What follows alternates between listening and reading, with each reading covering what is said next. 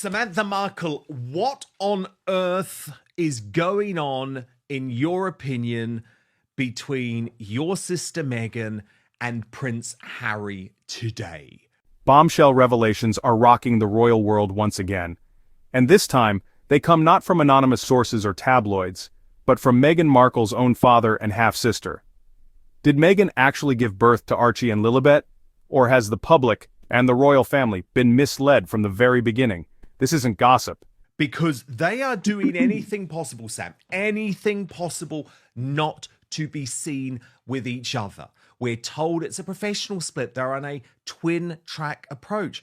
But even next week, Meghan is going to the Tyler Perry event in Los Angeles, an event that Harry is on the board of, yet Harry flying out to New York the same day, seemingly to avoid being seen with your sister. What is going on here?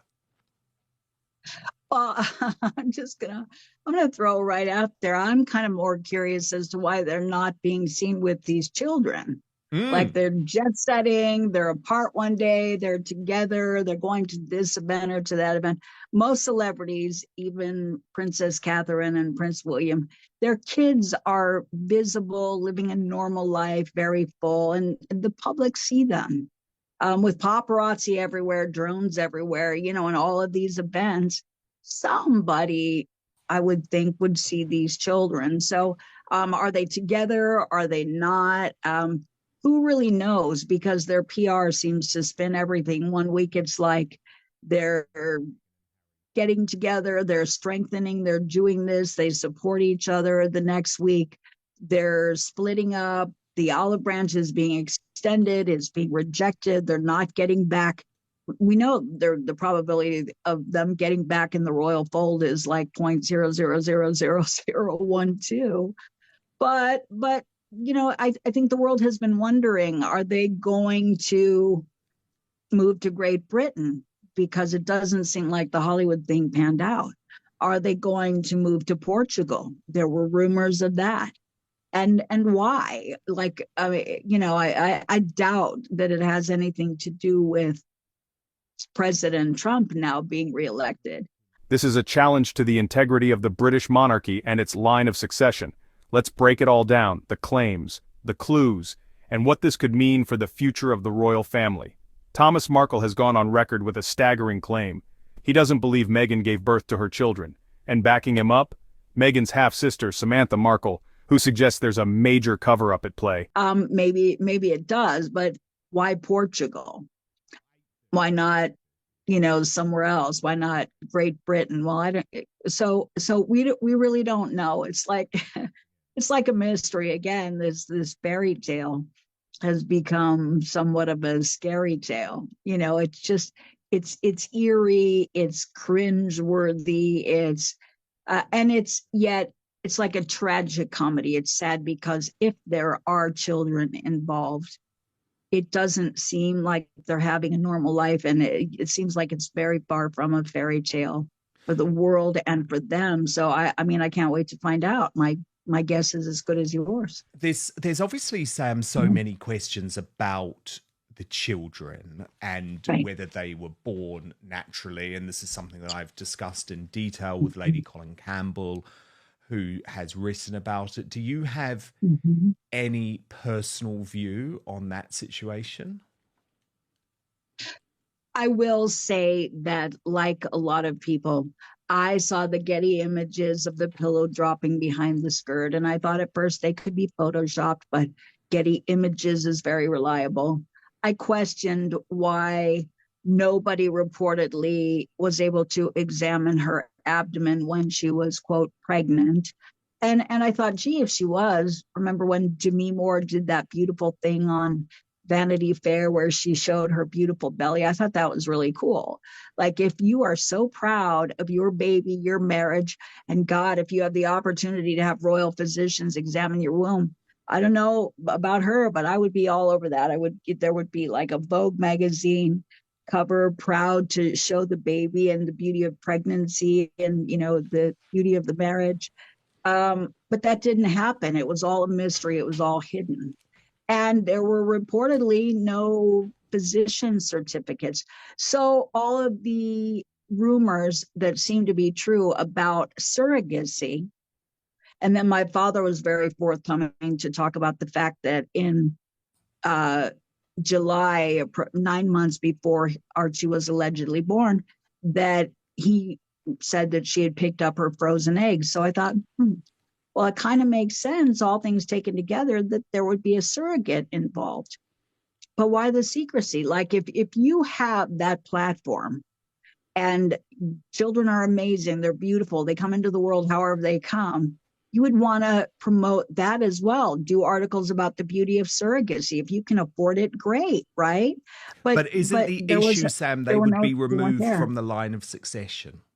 Exactly. And then, so I understand why the British public were so, I mean, at one time I thought it was obsessive, but I get it, that in the line of succession, there's a lot that conveys, there's titling, and that by British law, a woman, the child reportedly has to be born of the womb of the titled royal mother.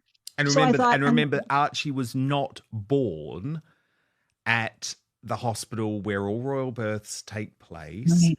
And we were lied to about the timing and when she apparently went into labor. I was covering all of that very closely, and there was a whole veil of secrecy over it. And Lady Colin Campbell, as you know, has regularly just asked Buckingham Palace, just tell us, just confirm all of the details, and they have refused to do so. Why?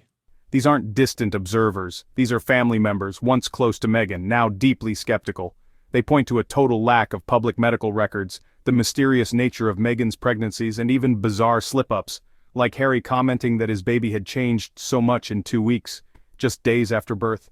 Why would a father and sister make such claims, knowing the global attention it would attract? Here's what's really puzzling. Well, the other thing too, I don't know if you remember, people can misspeak, but like if it's the day or a couple of days after your baby is born and you're presenting the baby to the public, Harry slipped and he said he's changed so much in the last 2 weeks. And I think people are like, and I think it was originally months, and even that was flubbed and changed because a lot of people were saying the same thing. We're like, what do you mean in the last 2 weeks? This is supposed to be the day after birth or very shortly thereafter. And so are you saying that he's 2 weeks older? And so I thought maybe that would allow time to wean the baby away from a birth mother if a surrogate was used. It would make sense. But instead of lying to the world, why not just say, we want a baby, we're having a baby, and we're using a surrogate. But they wouldn't have titles. But it wouldn't be the same sort of financial gain. The thing is, right, they could even have, because I've looked into this closely, they could even keep honorific titles, right, if that was so important to them. But the issue is they couldn't stay in the line of succession. And there remains this suspicion, doesn't there, that Harry and Meghan have not ruled out the possibility of one day becoming king and queen. Of course, it would involve a huge tragedy for that to happen, but they would want their son or daughter to be, well, their son to be the heir to the throne. And of course, if a surrogate was used, that would be impossible. Right. So when you reduce it down, on the surface, it's like I personally would call it fraudulent misrepresentation. It's like there's no other way to slice this apple. If you know, a lot of things were said that weren't true to mask the reality of a child born of surrogate for financial gain or some other motive, I'm sorry, but that's fraudulent misrepresentation, not only to the royal family, but to the world, to all of the journalists, to all of the PR that were milking the heartstrings of the public and family, suggesting that, oh, you're not good enough, you're not ever going to see these children. Well, and I was thinking, what children? You know, don't screw with my psyche unless you want to pop out a DNA test and some proof of delivery, because right now all you got is a PR game and I'm not playing it. And I think a lot of people felt like that in the world, especially in Great Britain. Have you discussed it with your father, Thomas? Mm-hmm. He said the same. He said the same thing. I don't believe, and he doesn't believe that there are kids, because you don't yank around and use alleged children as pawns so much. We're only going to let you see our children if you behave in a certain way, and we can control the landscape. I mean, it was like really sick and contrived. And I think he got to the point where, excuse my French, BS. This is not how you treat human beings about something so special and so important as family, whether it's the line of succession or genealogy, and the ability to see, quote, grandchildren before you pass away. A lot of family members want that. It's just to be able to have a point of reference, write something down in the family memoirs that, here's another addition to the family. So I think it's been a very cruel game, and I think he accepts it. And he said, we've seen this much of this kid with bandages around its face, like it didn't move or blink or anything, and that was very weird. Every newborn I've ever seen, moves, blinks, makes a noise, stretches or something, and he felt that right off the bat. So did we. We're like, Harry and Meghan continue to promote themselves as family-first, devoted parents, especially during the holiday season. But they've cut ties with nearly all family members on both sides, including cousins, aunts, uncles, and even Harry's childhood friends. No real photos with the children, no visible bond with extended family. And how painful does the situation remain for Thomas, your father, Sam, remembering that they are still so close? Like, from where he is in Mexico to Montecito, it's 3-hour drive? I mean, so close. Does that torment him and torture him? Because, of course, he suffered from that really terrible stroke. Well, it's natural, I think, to fluctuate in your feelings. You go through cognitive dissonance. You can't really make sense of it. Like, why would someone who I loved more than life, put the jab in my back like that, and like night and day? But when you look at a pattern and you take a step back and you get out of your emotions, you can say, wow, that's really dysfunctional. And there's a lot of baggage there, and there's a lot there that you can't take personally. And I think he understands that it was fundamentally wrong of them. The onus is on them to make things better, and that you couldn't foresee this, but you can't really change it. That no matter what would have happened, they likely would have done the same thing because that's who they are. So it becomes less hurtful when you can accept those things that are out of your control. When you can accept that you gave it your all. So you stop beating yourself up like, what did I do wrong? What didn't I do enough of? You got to let that go. And when you look at everything that you did do and that you didn't do anything wrong, and you sit there and you just really take a step back, you can breathe and you can just hope that they get help and it doesn't hurt as much. It's a different kind of pain. It's like a dulled pain. And you just accept it, knowing that, like the force of gravity, some things you can't control. And some people are in denial. Harry and Meghan might walk around in denial about a lot of things with a disconnect, but those of us who have functioning frontal lobes and beating hearts and souls and feelings, you can't push everything aside, but you do have to digest it, make sense of it until you can accept it. And I think he's okay.